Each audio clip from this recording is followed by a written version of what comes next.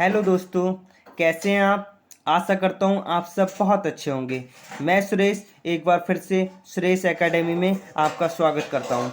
आज हम पढ़ेंगे ICAR टेक्नीशियन असिस्टेंट T1 का जो 28 फरवरी 2022 को थर्ड शिफ्ट में जो एग्ज़ाम हुआ था उसके सोशल साइंस के पूरे 25 क्वेश्चन और विद एक्सप्लेनेशन देखेंगे, जिससे कि आपका 7 और 8 जुलाई को जो एग्जाम होने वाला है इससे रिलेटेड अगर कोई भी क्वेश्चन आता है तो आप आसानी से कर पाएँ। तो शुरू करते हैं आज का पहला क्वेश्चन।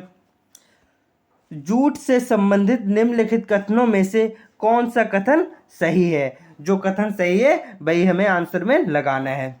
तो पहला ऑप्शन है 1850 में रिसरा में पहली जूट मिल की स्थापना हुई थी। तो मैं आपको बता दूं ये तो गलत है, क्योंकि जो पहली जूट मिल की स्थापना हुई थी वो रिसरा में हुई थी। कोलकाता के पास हुगली नदी के किनारे जो रिसरा है वहां पे स्थापना तो हुई थी, लेकिन ये 1850 में नहीं हुई थी, ये 1855 में हुई थी। कब हुई थी?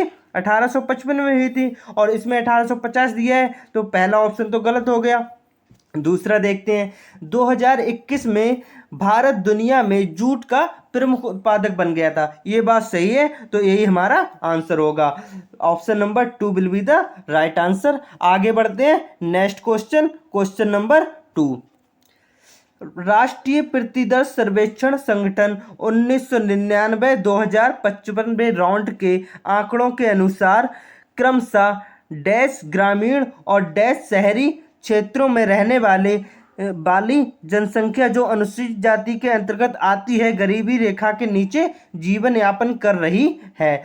जैसा कि मैंने आपको पिछली वीडियो में भी बताया था, जो शिफ्ट 1 और शिफ्ट 2 का मैंने एक्सप्लेन किया था और बताया था आपको, उसमें तेंदुलकर समिति से रिलेटेड क्वेश्चन आया था।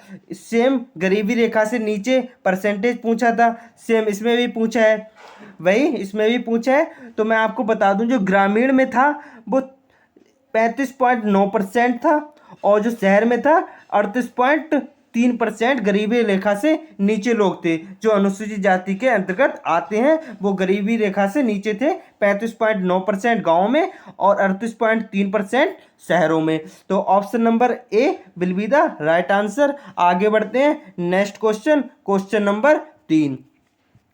19वीं शताब्दी के अंत में जब राष्ट्रीय पोशाक की डिजाइनिंग का मुद्दा सुर्खियों में था, तब रविंद्रनाथ टैगोर का मत था कि भारतीय राष्ट्रीय पोशाक का डैश होना चाहिए।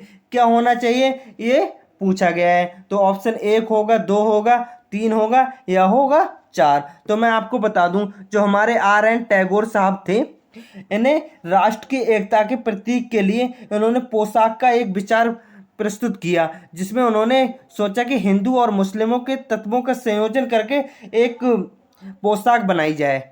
ऐसा इनके दिमाग में विचार आया और उन्होंने एक ऐसी डिजाइन तैयार कर दी। तो इसका जो आंसर होगा ऑप्शन नंबर 3 होगा, हिंदू और मुस्लिम पोशाक के तत्वों को मिलाकर बनाया गया पोशाक। यही इनके दिमाग में विचार आया था, तो यही हमारा आंसर हो जाएगा। Answer number 3 will be the right answer. आगे बढ़ते हैं, next question, question number 4, question number 4। Bretton Woods सम्मेलन द्वारा अपने सदस्य राष्ट्रों के बाहरी अधिशेष और घाटे से निपटने के लिए कौन सी संस्था बनाई गई थी। तो ऑप्शन नंबर 1 होगा, 2 होगा, 3 होगा या होगा 4। तो मैं आपको बता दूं, ये जो ब्रेटन वुड्स सम्मेलन है, ये जब ब्रेटन वुड्स सम्मेलन हुआ था तब उस समय 2 संस्थाओं का गठन हुआ था। एक थी वर्ल्ड बैंक, क्या थी? World bank. और दूसरा हमारा IMF, क्या था? IMF। 2 संस्थाओं का गठन हुआ था। ये जो हुआ था 1944 में हुआ था। और इन दोनों का हेडक्वार्टर अगर पूछें आपसे, तो इन दोनों का हेडक्वार्टर वाशिंगटन DC में है। कहाँ है? वाशिंगटन DC में है। और ये जो ब्रेटन वुड्स सम्मेलन था, ये विश्व के प्रमुख शक्तियों की एक बैठक थी, जिसका उद्देश्य था अर्थव्यवस्था के पुनर्निर्माण की योजना बनाना। ठीक है, तो इसका जो आंसर होगा वो तो हो जाएगा ऑप्शन नंबर 3, IMF। ठीक है, उस समय वर्ल्ड बैंक और IMF दोनों की स्थापना हुई थी, ब्रेटन वुड्स सम्मेलन। इनफैक्ट इनको ट्विंस सिस्टर भी कहा जाता है, वर्ल्ड बैंक और IMF को, क्योंकि इनकी स्थापना एक साथ हुई थी ब्रेटन वुड्स सम्मेलन के टाइम पर, जो कि हैम्पशायर में हुआ था। ठीक है, न्यू हैम्पशायर में हुआ था। ब्रेटन वुड्स सम्मेलन। तो इसका जो राइट आंसर हो जाएगा वो हो जाएगा IMF 3 will be the right answer, ठीक है। और इसका जो हेडक्वार्टर है IMF का वो वाशिंगटन DC में है, और वर्ल्ड बैंक का भी वाशिंगटन DC में हेडक्वार्टर है। और एक बात आपको मैं और बता दूं, जो वर्ल्ड IMF है, जो IMF है, इसके जो वर्तमान में महासचिव जो हैं वो क्रिस्टालीना जॉर्जीवा है। कौन है? क्रिस्टालीना जॉर्जीवा महासचिव है। ये आपके आने वाले एग्जाम में पूछ सकता है। और उसके जो उप प्रबंधक निदेशक जो हैं वो हमारे ही देश की, भारत देश की हैं, गीता गोपीनाथ। कौन है? गीता गोपीनाथ, जो कि इम्पोर्टेंट होती हैं, जो हमारे परीक्षा के पॉइंट ऑफ व्यू से बहुत इंपॉर्टेंट होती हैं। तो जो 7 और 8 जुलाई को एग्जाम होने वाला है उसमें आने के मोस्ट प्रोबेबल चांसेस हैं। तो अगर आपको हमारी वीडियो पसंद आ रही है तो आप इसे लाइक करें, शेयर करें अपने दोस्तों के साथ, और चैनल को सब्सक्राइब जरूर करें हमारी लेटेस्ट वीडियो पाने के लिए। आगे बढ़ते हैं। Next question number 5। कृषि सांख्यिकी विवरण पुस्तिका 2008 के अनुसार वर्ष 2000 और 2001 में भारत में 10 मिलियन हेक्टेयर कृषि क्षेत्र था। तो ये मैं बता दूं, ये तो डायरेक्ट क्वेश्चन है। ये जो था 186 मिलियन हेक्टेयर कृषि क्षेत्र था 2002 और 2001 में। किसके अकॉर्डिंग? कृषि सांख्यिकी विवरण पुस्तिका 2008 के अकॉर्डिंग 2001 में 186 मिलियन हेक्टेयर कृषि क्षेत्र था। तो इसका तो ऑप्शन नंबर 3 हो जाएगा। तो आगे बढ़ते हैं। Next question number 6। स्टालिन के सामूहिकरण कार्यक्रम से संबंधित निम्नलिखित में से कौन सा कथन सही है? हमसे क्या पूछा है? कौन सा कथन सही है? तो पहला क्या कह रहा है? 1917 की क्रांति के तुरंत बाद स्टालिन की पार्टी के सदस्यों ने कूलाकों पर छापा मारा था। नहीं भाई, ये तो गलत है, उन्होंने ऐसा नहीं किया था। फिर ऑप्शन नंबर 2 क्या कह रहा है भाई? 1929 में सभी किसानों को कोल खोज में खेती करने के लिए बाध्य किया गया था। हाँ भाई, ये मजबूर किया गया था। एक्चुअली हुआ क्या था, 1927 की बात है, 1927 की बात है। रूस में जो खाद्यान्न उत्पादन था उसकी बहुत ही ज़्यादा संकट पैदा हो गया था, खाद्यान्न की कमी का सामना कर रहा था USSR। एक्चुअली जो रूस था उससे पहले हम USSR कहते थे। क्या कहते थे? USSR, सोवियत संघ जिसे कहते हैं, वो रूस ही था। तो 1927 के दौरान वहाँ पर खाद्यान्न की बहुत ज़्यादा कमी थी, तो वहाँ पर ज़बरदस्ती किसानों से खेती कराई जा रही थी। क्या कराई जा रही थी? खेती कराई जा रही थी। तो यही हमसे पूछा है, यही 1929 में किसानों को कोल खोज में खेती करने के लिए बाध्य किया गया था, मजबूर किया गया था। तो ये हमारा सही हो जाएगा, 2 नंबर सही हो जाएगा, जो कि 3 नंबर पे आंसर है। तो option 3 will be the right answer. आगे बढ़ते हैं। Next question number 7। MK Gandhi और BR अम्बेडकर के बीच दलित वर्ग को राजनीतिक प्रतिनिधित्व देने संबंधी पूना पैक्ट नामक समझौते पर हस्ताक्षर कब किए गए थे? तो ये तो एक डायरेक्ट क्वेश्चन पूछ लिया है। ये तो मैं बता दूं, सितंबर 1932 में ही हुआ था ये पूना पैक्ट, ठीक है। ये जो समझौता हुआ था इस पे हस्ताक्षर सितंबर 1932 में हुए थे, जो कि 24 सितंबर 1932 को हुए थे। एग्जैक्ट डेट 24 सितंबर 1932 थी।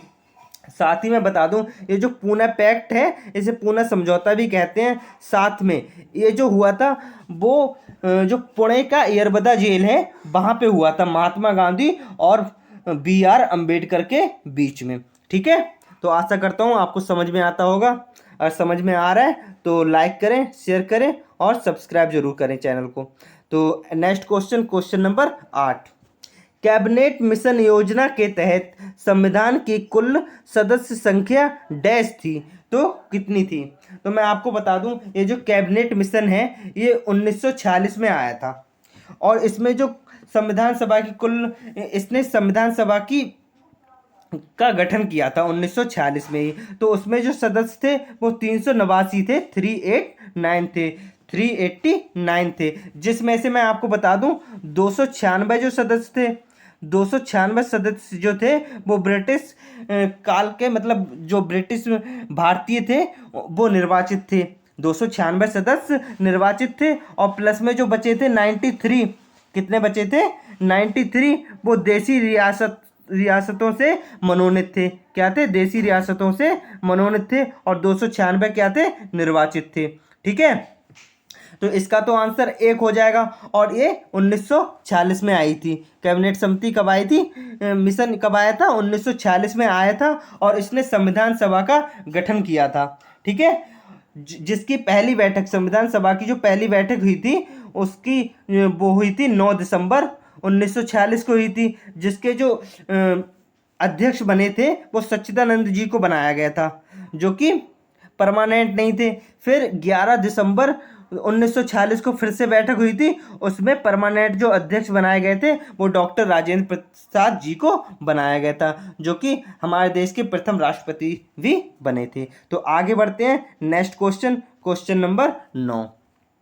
निम्नलिखित प्रश्न में दो कथन हैं, एक अभिकथन ए और कारण ए। इन कथनों के संबंध में निम्नलिखित में से कौन सा विकल्प सही है? तो पहला ए है जो कि अभिकथन है। 1834 में प्रूसिया और जर्मन राज्यों के प्रयासों से जाल बेराइन का गठन किया गया था। हाँ भाई, ये बात तो सही है, ऐसा हुआ था। 1834 में प्रूसिया और जर्मन राज्यों के प्रयासों से जाल बेराइन का गठन हुआ था।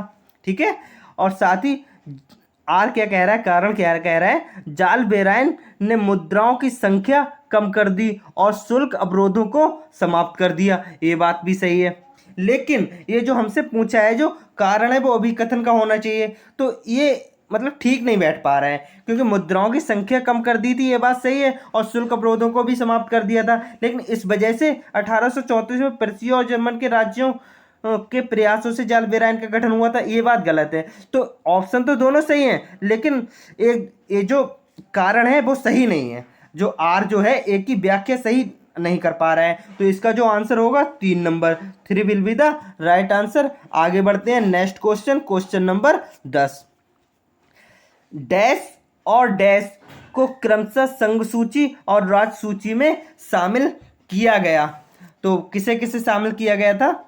इससे पहले कि आप आंसर बताएं मैं आपको बता दूं, ये संघ सूची, राज्य सूची और संवर्ती सूचियां जो हैं वो हमारी 7वीं अनुसूचियां संघ सूची और राज्य सूची और जो संवर्ती सूची है ये हमारी 7वीं अनुसूची के अंतर्गत ही आती हैं। और साथ में बता दूं जो हमारी संघ सूची है इसमें 100 विषय आते हैं। कितने? 100 विषय आते हैं। और जो हमारी राज्य सूची है इसमें आते हैं 66 विषय। कितने? 66 विषय आते हैं। और जो हमारी संवर्ती सूची है, जो हमारी संवर्ती सूची है इसमें आते हैं 52 विषय। कितने आते हैं? 52 विषय। जिसमें से मैं आपको बता दूं, ये जो हमारी संघ सूची है, संघ सूची में हमारा आ जाता है रक्षा आ जाती है, जो रक्षा करते हैं हमारे देश की जो आर्मी वगैरह है ये संघ सूची में आ जाती है। विदेश मामले जितने भी होते हैं वो संघ सूची में आ जाते हैं। जो संचार है वो संघ सूची में आ जाता है। रेलवे संघ सूची में आ जाती है। तो इसमें दिया है संचार, तो संचार तो किस में आ गया? संघ सूची में। और राज्य सूची में क्या क्या आता है? राज्य सूची में कृषि आ जाती है, राज्य सूची में कृषि आ जाती है, भूमि आ जाती है और कानून और व्यवस्थाएं भी आ जाती हैं राज्य सूची में। तो इसका जो आंसर होगा संचार, संचार संघ सूची में आ गया और कृषि हमारी राज्य सूची में आ गई। ठीक है, तो हमारा आंसर जो हो जाएगा 2 नंबर हो जाएगा। ठीक है, तो आगे बढ़ते हैं। जैसे कि हम बता दें ये जनगणना है, जनगणना भी हमारी संघ सूची में ही आती है, शिक्षा भी संघ सूची में ही आती है। इस टाइप से बाकी सब संघ सूची में आते हैं, लेकिन जो कृषि है वो राज्य सूची में आती है और संचार भी मैंने आपको बताया संघ सूची में आता है। तो एक बार फिर से बता दूं, जो संघ सूची में आते हैं वो रक्षा जो है, रक्षा के मामले संघ सूची में आते हैं। विदेश मामले जितने भी हैं वो संघ सूची में आते हैं। संचार संघ सूची में आता है। हमारी जो रेलवे है वो संघ सूची में आती है। और राज्य सूची में जो आते हैं, जो कृषि है हमारी ये राज्य सूची में आ जाती है। और जो हमारी भूमि होती है वो भी राज्य सूची में आ जाती है। कानून और व्यवस्था भी हमारी राज्य सूची में आ जाती है। तो इसका जो आंसर हो गया वो option number 2 will be the right answer. आगे बढ़ते हैं next question, question number 11। Bharat के निम्नलिखित में से किस भू आकृतिक क्षेत्र में बरकान देखे जा सकते हैं। तो मैं आपको बता दूं, बरकान आप लोगों को पता नहीं होगा एक्चुअली बरकान होता क्या है। तो बरकान जो होते हैं वो एक प्रकार के रेत के टीले होते हैं, जिनकी आकृति कैसी होती है, अर्धचंद्राकार होती है। आपने चंद्रमा तो देखा होगा ना, इस टाइप से अर्धचंद्राकार होती है। कैसी होती है, जो बरकान होते हैं वो रेत के टीले होते हैं और उनकी आकृति अर्धचंद्राकार टाइप की होती है। ठीक है, और ये जो रेत के टीले होते हैं, जाहिर सी बात है जब रेत के टीले होते हैं तो राजस्थानी इलाके में पाए जाएंगे, रेगिस्तानी इलाके में पाए जाएंगे। तो ये राजस्थान में रेगिस्तानी क्षेत्रों में ही पाए जाते हैं। और जहाँ पे ये बरकान पाए जाते हैं वहाँ की जो हवा होती है ना, वो एक ही दिशा में चलने वाली होती है, केवल एक ही दिशा में। अगर चल रही है पूरब को चल रही है तो पूरब को ही चलेगी, मतलब एक ही दिशा में चलने वाली होती है। तो जैसा कि मैंने बताया ये रेगिस्तानी इलाकों में पाए जाते हैं, राजस्थान में पाए जाते हैं। तो इसका option number D will be the right answer. भारतीय रेगिस्तान में ये बरकान पाए जाते हैं, जिनका शेप कैसा होता है, आकृति कैसी होती है, अर्धचंद्राकार। आगे बढ़ते हैं, next question, question number 12। Question number 12, दिए गए कथनों में कौन सही है। हमसे क्या पूछा है, दिए गए कथनों में कौन सही है। तो पर देख लेते हैं। विश्व व्यापार संगठन WTO, वर्ल्ड ट्रेड ऑर्गेनाइजेशन ने 1 अप्रैल 1998 को अपना कामकाज शुरू किया था। भाई ये तो बिल्कुल गलत है, क्योंकि ये 1998 में इसने अपना कामकाज शुरू नहीं किया था। इसने तो 1 जनवरी को अपना कामकाज शुरू कर दिया था। 1 जनवरी 1995 को कब किया था, 1995 को इसने अपना कामकाज आधिकारिक रूप से शुरू कर दिया था। ठीक है, तो 1998 इसमें दिया है, तो ऑप्शन नंबर 1 तो गलत हो गया। अब दूसरा पढ़ लेते हैं, दूसरा क्या कह रहा है। विश्व व्यापार संगठन ने 123 देशों द्वारा हस्ताक्षरित मराकेश समझौते के तहत अपना कामकाज शुरू किया था। हाँ ये सही है, 123 देशों के साथ इसने 1 जनवरी 1995 को अपना कामकाज आधिकारिक रूप से शुरू कर दिया। तो दूसरा तो सही हो गया, पहला गलत है। तीसरा देखते हैं, 2016 तक विश्व व्यापार संगठन वर्ल्ड ट्रेड ऑर्गेनाइजेशन में 164 सदस्य हो गए थे। हाँ भाई ये बात भी सही है, 2016 तक 164 सदस्य हो गए थे WTO में। तो ऑप्शन नंबर 1 और 2 और 3 हमारे सही हो जाएंगे और 1 हमारा गलत हो जाएगा। तो 2 और 3 किस में दिए, 3 में दिए, तो यही हमारा राइट आंसर हो जाएगा। आगे बढ़ते हैं, नेक्स्ट क्वेश्चन, क्वेश्चन नंबर 13। ठीक है, तो ये क्या कह रहा है, यूरोप में समाजवाद के संबंध में दिए गए कथनों में से कौन सा सही है। देख लेते हैं कौन कौन से कथन दिए हैं। उग्र सुधारवादी देश की आबादी के बहुमत पर आधारित सरकार चाहते थे। हाँ भाई ये बात तो सही है, जो उग्र सुधारवादी थे, यूरोप के जो उग्र सुधारवादी थे वो देश की आबादी के बहुमत पर आधारित सरकार चाहते थे। ये बात बिल्कुल सही है, 100%। ठीक है, फिर दूसरा ऑप्शन क्या कहता है भाई, उग्र सुधारवादी ने महिलाओं के मत अधिकारों आंदोलनों का विकल्प बिल्कुल भी समर्थन नहीं किया। नहीं भाई समर्थन किया था, ये तो गलत है ना, इसमें लिखा है समर्थन नहीं किया, बिल्कुल भी समर्थन नहीं किया, तो ये तो गलत है, ये तो गलत है, क्योंकि उन्होंने समर्थन किया था, तो ये तो गलत हो गया, उन्होंने समर्थन नहीं किया था भाई। तो इसका जो हमसे सही पूछा है तो option 3 will be the right answer, क्योंकि 3 में ही केवल बन दिया है, तो ये हमारा सही आंसर हो जाएगा। आगे बढ़ते हैं, next question, question number 14, question number 14, दिए गए कथनों में से कौन से सही हैं। इसमें हमसे क्या पूछा है, जो सही है वो वाला पूछा है फिर से। तो क्या कह रहा है, 2021 तक भारतीय संविधान की 8वीं अनुसूची में 22 भाषाएं थी। हाँ भाई 2021 तक भारतीय संविधान की 8वीं अनुसूची में 22 भाषाएं थी, ये बात सही है, बिल्कुल ठीक है, 100%। दूसरा ऑप्शन क्या कह रहा है, बोडो तमिल संथाली भारत की अनुसूचित भाषाएं हैं, ये भी सही है, ये भी हमारा सही है। बोडो तमिल संथाली जो है वो भी हमारी अनुसूचित भाषाएं हैं भारत की, तो ये भी सही है।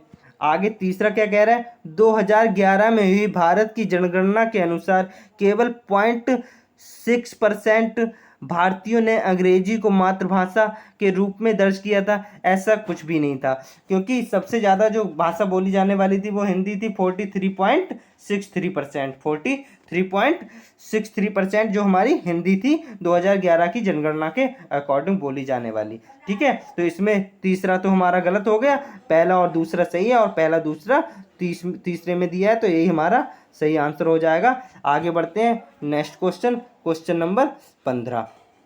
क्वेश्चन नंबर 15, जोहान गुटनबर्ग ने वर्ष डैश तक प्रिंटिंग प्रेस की प्रणाली विकसित की और डैश पहली मुद्रित पुस्तक बना दी। तो इसमें कौन सा होगा, 1, 2 या 3 या 4, कौन सा होगा, ये हमसे पूछा है। तो मैं आपको बता दूं, जो हमारे जॉन गुटेनबर्ग जी थे वो एक जर्मन के आविष्कारक थे। कौन थे, जॉन गुटेनबर्ग जी कौन थे, जर्मनी के एक आविष्कारक थे। उन्होंने 1448 ईस्वी में बाइबिल नाम की एक पुस्तक छापी थी। तो यही हमसे पूछा गया है, जो कि ऑप्शन नंबर 4 है। ऑप्शन नंबर 4 है, 1448 ईस्वी में बाइबिल पहली मुद्रित पुस्तक बनी थी। ठीक है, प्रिंटिंग प्रेस से। ठीक है, आगे बढ़ते हैं नेक्स्ट क्वेश्चन, क्वेश्चन नंबर 16। अगर आपको हमारी वीडियो पसंद आ रही है, एक्सप्लेनेशन समझ आ रहा है, तो आप वीडियो को लाइक करें, शेयर करें और चैनल को सब्सक्राइब जरूर करें। ठीक है, तो क्वेश्चन नंबर 16 देख लेते हैं। निम्नलिखित में से हरित क्रांति के जनक के रूप में जाना जाता है और उन्हें नोबेल पुरस्कार भी दिया गया। हमसे क्या पूछा है, हरित क्रांति के जनक और उन्हें नोबेल पुरस्कार भी दिया गया था। तो मैं आपको बता दूं, ये जो पूछा है हरित क्रांति के जनक, ये विश्व के पूछे हैं। अब आप सोचेंगे कि इसमें तो लिखा नहीं है विश्व, तो आपने कैसे सोच लिया कि ये विश्व के पूछे हैं। तो मैं आपको बता दूं, जो नॉर्मन ई बोरलॉग जी थे, उन्हें नोबेल पुरस्कार मिला था, शांति का नोबेल पुरस्कार मिला था उन्हें। तो हम इसी से समझ सकते हैं कि नॉर्मन बोरलॉग ही हमारा सही आंसर होगा। लेकिन साथ ही मैं आपको बता दूं, जो हमारे भारत के हरित क्रांति के जनक थे, जो कि 1966-67 में हमारे यहाँ हरित क्रांति शुरू हुई थी, तो उस समय के जो जनक थे और हमारे इस समय भी भारत के हरित क्रांति के जो जनक कहलाते हैं, वो एम.एस. स्वामीनाथन जी को कहा जाता है। किससे कहा जाता है, एम.एस. स्वामीनाथन जी को हमारे भारत के हरित क्रांति के जनक कहा जाता है। और अगर विश्व के पूछे तो नॉर्मन ई बोरलॉग जी ने नोबेल पुरस्कार भी मिला था। कब मिला था, 1970 में। कब मिला था, 1970 में शांति का नोबेल पुरस्कार मिला था। किसे मिला था, नॉर्मन ई बोरलॉग, जो कि हरित क्रांति के जनक कहलाते हैं विश्व के, और हमारे भारत देश के प्यारे एम.एस. स्वामीनाथन जी को कहा जाता है हरित क्रांति के जनक। आगे बढ़ते हैं नेक्स्ट क्वेश्चन, क्वेश्चन नंबर 17। निम्नलिखित में से कौन एक गैर सरकारी अंतर्राष्ट्रीय संगठन है जो मुख्य रूप से मानव अधिकारों पर केंद्रित है। किस पे केंद्रित है, मानव अधिकारों पर। तो मैं आपको बता दूं, जो एक संगठन था 1900, एमनेस्टी इंटरनेशनल। कौन सा था, एमनेस्टी इंटरनेशनल। इसकी जो स्थापना हुई थी वो 1961 में हुई थी। कब हुई थी, 1961 में हुई थी। और इसकी जो स्थापना हुई थी, ये केवल इसीलिए बनाया गया था संगठन, जो मानव अधिकारों से के संरक्षण का काम कर सके। जो मानव अधिकार के जो संरक्षण हैं, जो मानव के अधिकार हैं, उनका संरक्षण करने के लिए एमनेस्टी इंटरनेशनल गैर सरकारी अंतर्राष्ट्रीय संगठन को बनाया गया था, जो कि 1961 में बनाया गया था। कब बनाया गया था भाई, 1961 में बनाया गया था। जिससे आगे चल के, क्योंकि इसने काम तो बहुत अच्छा किया, मानव अधिकार का संरक्षण किया, जैसा कि जिस उद्देश्य से बनाया गया था ये एमनेस्टी इंटरनेशनल गैर सरकारी अंतर्राष्ट्रीय संगठन, उसने उसका पूरा काम किया। इसी वजह से उसे 1977 में, कितने में, 1977 में नोबेल प्राइज भी मिला था। क्या मिला था, नोबेल प्राइज भी मिला था 1977 में एमनेस्टी इंटरनेशनल को। आगे बढ़ते हैं, तो इसका आंसर तो हो गया amnesty international. Option number A will be the right answer. आगे बढ़ते हैं next question, question number 18। Question number 18, NITI Aayog के उपाध्यक्ष की नियुक्ति कौन करता है। तो हम बता दें आपको, ये जो नीति आयोग है हमारा, ये नीति आयोग योजना आयोग की जगह पे बना है। किसकी जगह पे बना है, पहले हमारा योजना आयोग हुआ करता था, जो कि स्टैट्यूटरी बॉडी है, और ये योजना आयोग की जगह बना था, जो 1 जनवरी 2015 से इसका कार्यकाल शुरू हो गया था। और मैं बता दूं, इसके जो हमारे अध्यक्ष जो होते हैं वो प्रधानमंत्री जी होते हैं। कौन होते हैं, प्रधानमंत्री जी होते हैं। कौन होते हैं? प्रधानमंत्री जी, जो कि प्रेजेंट टाइम में कौन है? हमारे नरेंद्र मोदी जी। हाँ, और एक बात आपको और बता दूं, नीति आयोग के अगर पहले अध्यक्ष भी पूछे ना, नीति आयोग के अगर पहले अध्यक्ष भी पूछे तो पीएम नरेंद्र मोदी ही होंगे। क्योंकि आपको बता दूं, जैसा कि मैंने आपको बताया, इसकी जो स्थापना हुई थी वो 1 जनवरी 2015 को हुई थी, और उस समय प्रधानमंत्री जो थे वो नरेंद्र मोदी जी ही थे। तो वही इसके पहले अध्यक्ष थे, और प्रेजेंट टाइम में ही पीएम नरेंद्र मोदी ही इसके अध्यक्ष हैं। और इसमें जो हमसे पूछा है उपाध्यक्ष की नियुक्ति कौन करता है, तो उपाध्यक्ष जो होता है उसकी भी नियुक्ति जो हमारे प्रधानमंत्री जी होते हैं वही करते हैं। तो इसका आंसर तो ऑप्शन नंबर 1 हो जाएगा, भारत के प्रधानमंत्री हो जाएगा। इसके साथ ही मैं आपको बता दूं, इसके अध्यक्ष तो हमारे प्रधानमंत्री नरेंद्र मोदी जी हो गए, और अगर उपाध्यक्ष अगर पूछे तो मैं आपको बता दूं जो इसके उपाध्यक्ष हैं वो सुमन के बेरी हैं। कौन है? सुमन के बेरी जी इसके उपाध्यक्ष हैं। ठीक है। और ये जो नीति आयोग है इसकी जो फुल फॉर्म जो होती है वो होती है, क्या होती है? National institution for transforming India. क्या है? National institution for transforming India, ये उसकी फुल फॉर्म हो गई। और ये 1 जनवरी 2015 को इसकी स्थापना हुई थी। इसके अध्यक्ष पीएम नरेंद्र मोदी जी हैं, और उपाध्यक्ष सुमन के बेरी हैं, और इसके सीईओ जो हैं वो हैं BVR सुब्रमण्यम जी। कौन है? BVR सुब्रमण्यम जी।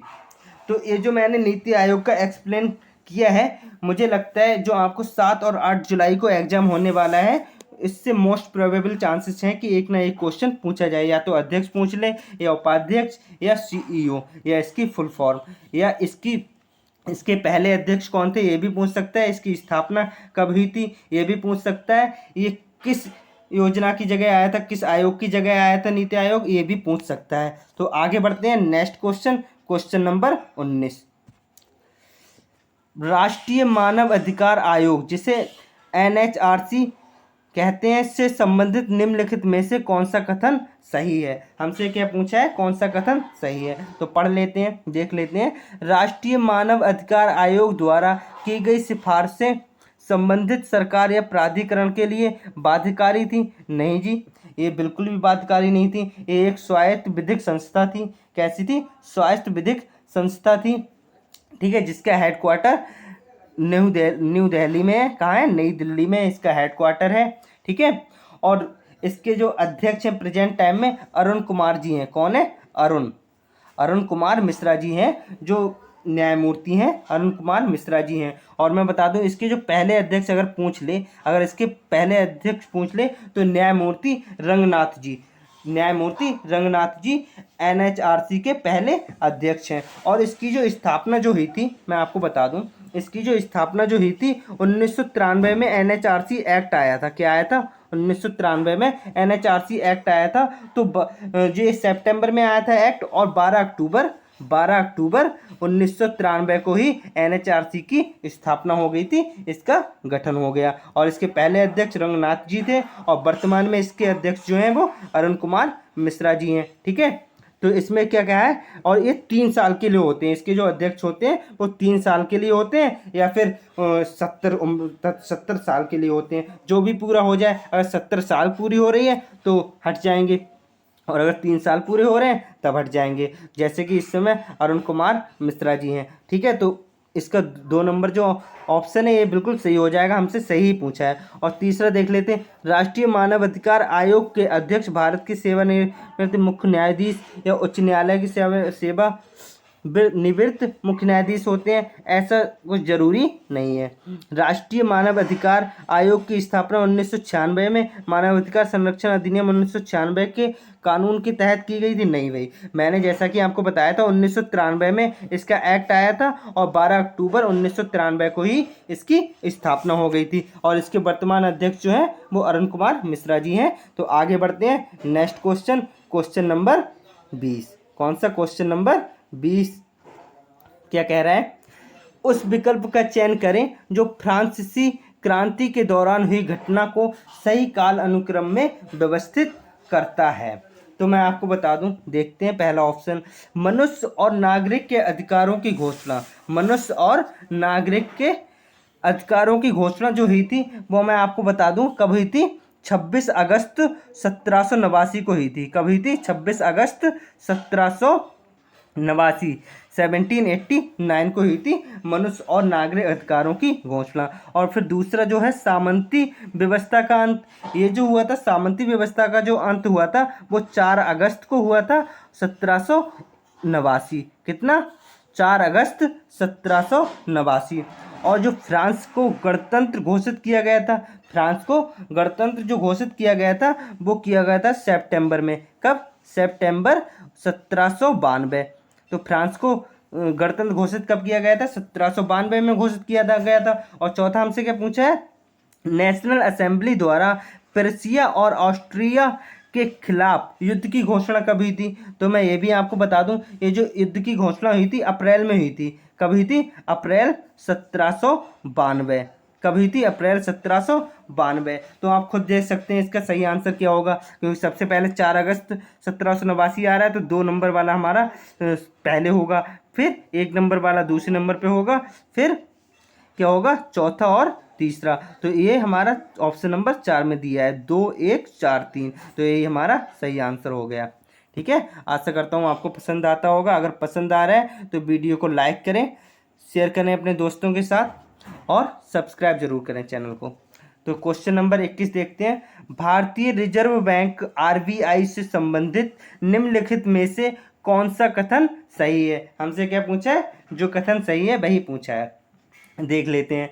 भारतीय रिजर्व बैंक अधिनियम 1935 के तहत आरबीआई की स्थापना हुई थी। नहीं भाई, ये जो 1935 दिया है ये एक्ट थोड़ी ना था आरबीआई का। आरबीआई एक्ट जो था, आरबीआई एक्ट जो था 1934 था। आरबीआई एक्ट 1934 था। इसी के अकॉर्डिंग तो आरबीआई की स्थापना हुई थी।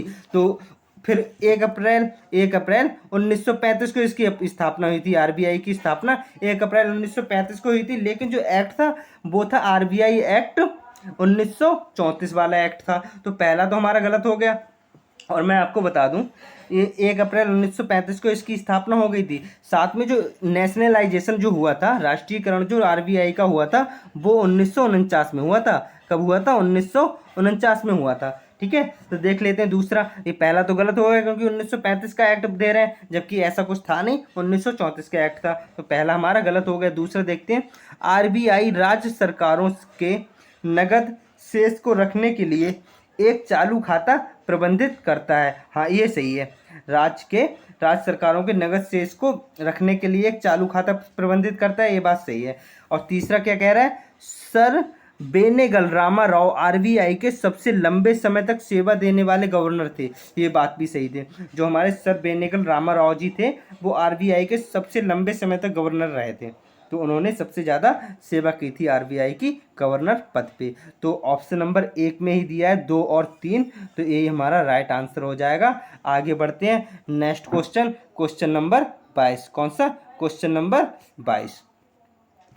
आपदा प्रबंधन के संदर्भ में लचीलापन शब्द का क्या अर्थ है? तो ये जो आपदा प्रबंधन है, जो डिजास्टर मैनेजमेंट है, इसका पूरा फुल टॉपिक विद एक्सप्लेनेशन मैंने आपको अपने चैनल पे करा दिया है, जिसकी 3 वीडियो हैं। अगर आप उनको देख लेंगे तो मुझे लगता है काफ़ी कुछ डिजास्टर मैनेजमेंट के बारे में जान जाएंगे। और उससे अगर रिलेटेड कोई भी क्वेश्चन आपको 7 और 8 जुलाई के एग्जाम में आता है तो आप आसानी से कर पाएंगे। तो इसका जो आंसर होगा वो होगा किसी समुदाय की आपदा के प्रभावों को सहन करने की क्षमता। क्या? जो लचीलापन का अर्थ होगा वो किसी समुदाय की आपदा के प्रभावों को सहन करने की क्षमता। मतलब कहने का ये है, कोई समुदाय है तो अगर वहाँ पे अगर कोई आपदा आ रही है तो इस लचीलेपन का मतलब ये है कि वो उससे जो प्रभाव होगा वो उसको कंट्रोल कर लेंगे। क्या कर लेंगे? उस आपदा के प्रभाव को सहन करने की क्षमता रख सकते हैं, हो जाएगी उनके अंदर। ये लचीलेपन का मतलब है। बाकी का आप मेरा डिजास्टर मैनेजमेंट की तीनों वीडियो देखिए, आपको अच्छे से समझ में आ जाएगा। तो इसका तो आंसर जो हो जाएगा ऑप्शन नंबर 3। आगे बढ़ते हैं। Next question, question number 23। जोखिम कम करने की विधियां जैसे प्रतिधारण दीवार का निर्माण करना, पृष्ठीय अपवाह नियंत्रण कार्य किस आपदा से संबंधित है? ये भी आपदा से संबंधित आ गया, डिजास्टर मैनेजमेंट से संबंधित आ गया। तो जैसा कि मैंने अभी आपको बताया था, मैंने डिजास्टर मैनेजमेंट की 3 वीडियो डाली हैं जो कि बहुत छोटी छोटी हैं और मैंने बहुत अच्छे से एक्सप्लेन भी किया है। ठीक है, तो अगर आप उसको देखेंगे तो ऐसे क्वेश्चन आसानी से कर सकते हैं। तो इसका जो आंसर होगा, ये क्या कह रहा है, जोखिम कम करने की विधियां जैसे प्रतिधारण दीवार का निर्माण करना और पृष्ठीय अफवाह नियंत्रण कार्य किस आपदा से संबंधित है? ये भूस्खलन से संबंधित है। आप अगर मेरी वीडियो देख लेंगे डिजास्टर मैनेजमेंट की तो आपको समझ आ जाएगा। ठीक है, तो इसका आंसर जो होगा वो option number 4 will be the right answer. आगे बढ़ते हैं नेक्स्ट क्वेश्चन, क्वेश्चन नंबर 24, जो कि आज का सेकंड लास्ट क्वेश्चन है। क्या है? आज का सेकंड लास्ट क्वेश्चन है, क्वेश्चन नंबर 24। क्या कह रहा है? कार्टोग्राफी में संक्षिप्त नाम आरएफ का पूर्ण रूप क्या है? तो मैं आपको बता दूं, जो कार्टोग्राफी होता है वो मानचित्र बनाने और उपयोग करने का अध्ययन किया जाता है। इसमें क्या किया जाता है? अध्ययन और अभ्यास किया जाता है। कार्टोग्राफी के अंतर्गत मानचित्र बनाने का और उपयोग करने का अध्ययन भी किया जाता है और इसका अभ्यास भी किया जाता है, जो कि आजकल GIS चल रहा है। ठीक है, जियोलॉजिकल चल रहा है। ठीक है, GIS। तो इसका जो RF की फुल फॉर्म जो होगी वो रिप्रेजेंटेटिव फ्रैक्शन होगी। क्या होगी? Representative fraction will be the right answer. आगे बढ़ते हैं नेक्स्ट क्वेश्चन और आज का लास्ट क्वेश्चन, क्वेश्चन नंबर 25। भारतीय संविधान के डैश के अनुसार लोकसभा में केंद्र शासित प्रदेशों का प्रतिनिधित्व करने के लिए अधिकतम 20 सदस्यों का चुनाव किया जाता है। तो ये तो डायरेक्ट क्वेश्चन है, ये अनुच्छेद 81B होगा, 81B या 81 खा, जो इसका आंसर होगा अनुच्छेद 81B will be the right answer. ठीक है, आशा करता हूँ आपको इस वीडियो का एक्सप्लेनेशन समझ में आया होगा और अगर इससे रिलेटेड कोई भी क्वेश्चन आपके आने वाले एग्जाम में, जो कि 7 और 8 जुलाई को होने वाला है, आता है तो आप आसानी से कर पाएंगे। ठीक है, और अगर पसंद आई ये वीडियो तो इसे लाइक करें, शेयर करें अपने दोस्तों के साथ और चैनल को सब्सक्राइब करना बिल्कुल भी ना भूलें। Thank you.